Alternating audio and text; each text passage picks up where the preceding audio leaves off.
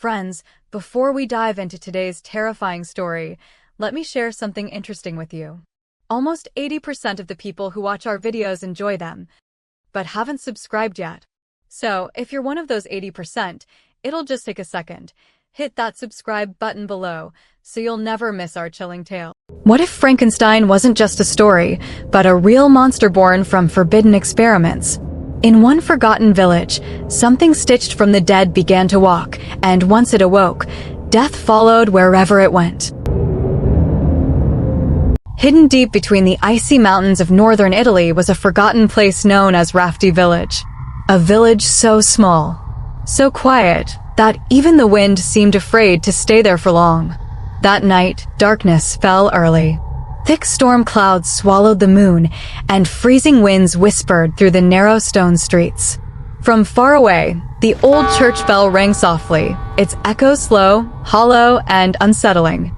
14-year-old Vittorio, a thin and pale boy with tired eyes, was walking home alone. In his trembling hands, he carried a small cloth bag filled with bread and cheese he had just bought from the village shopkeeper. The streets were completely empty. No lamps, no voices, no footsteps. Until crunch, a sound behind him. Vittorio stopped walking. His heart skipped a beat. He could feel it. Someone was standing just behind him. He felt warm breath on the back of his neck. Heavy, slow, inhuman. The presence felt tall, unnaturally tall. Terrified, Vittorio slowly turned around. Nothing. The street was empty. But before he could relax, a violent flash of lightning tore across the sky-high voltage. And in that instant, his blood turned cold. Standing in the middle of the road was a creature beyond imagination. A monstrous figure stitched together from rotting human body parts, its skin torn and decaying. Thick copper wires emerged from its neck, arms, and chest, sparking faintly. The smell of burned flesh and decay filled the air. Its mouth stretched into a twisted smile. In one massive hand, it held the half-rotten body of a dead animal, wires dangling from it like veins. The monster laughed. Vittorio's throat tightened. His legs felt weak. He didn't scream. He ran. He ran with everything he had, his breath burning, tears streaming down his face. Behind him, he could hear it.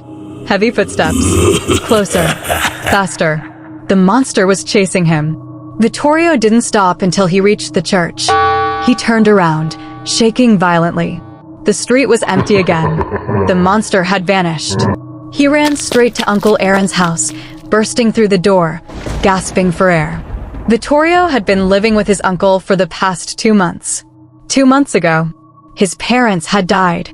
The villagers called it an accident. But Vittorio knew better.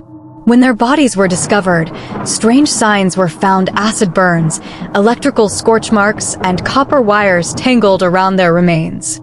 Since that day, Vittorio had barely spoken.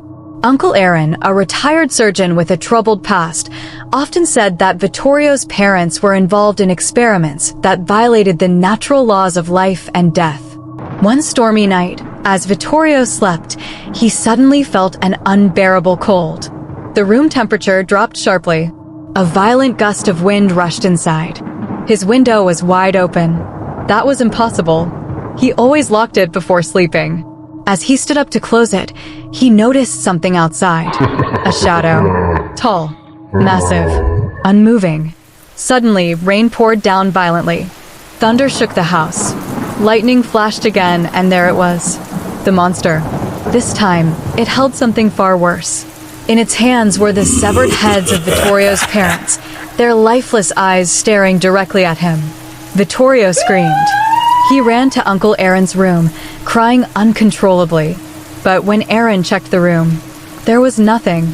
No shadow. No monster. Aaron touched Vittorio's forehead. Burning hot. The boy had a severe fever. He gave Vittorio medicine and put him to bed, believing it was a nightmare. The next morning, Vittorio woke up to something horrifying. Outside his room lay several dead animals: rats, cats, birds, their body parts unnaturally stitched together. Every corpse showed electric burn marks, and thin copper wires lay scattered around them, as if someone had been experimenting. When Vittorio tried to show this to his uncle, everything had disappeared. Soon, the villagers began whispering. They believed Vittorio had gone insane. They often heard him crying, screaming, begging for help when alone. He spoke only of the monster.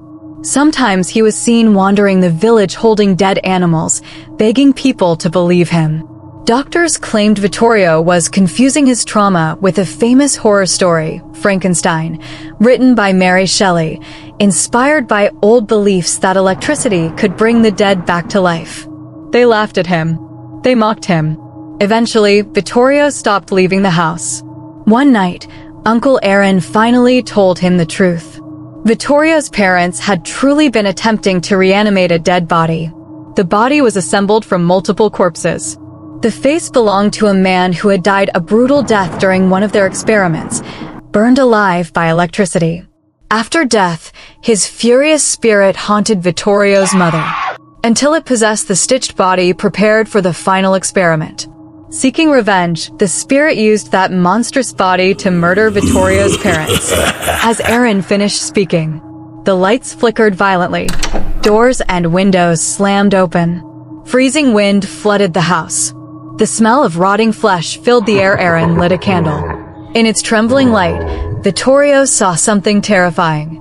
Behind his uncle stood a massive shadow. The candle went out. When it was lit again, the monster stood before them. Its burned face, copper wires wrapped tightly around its body. White, glowing eyes crackling like lightning. The monster grabbed Uncle Aaron's neck. Electricity surged in seconds.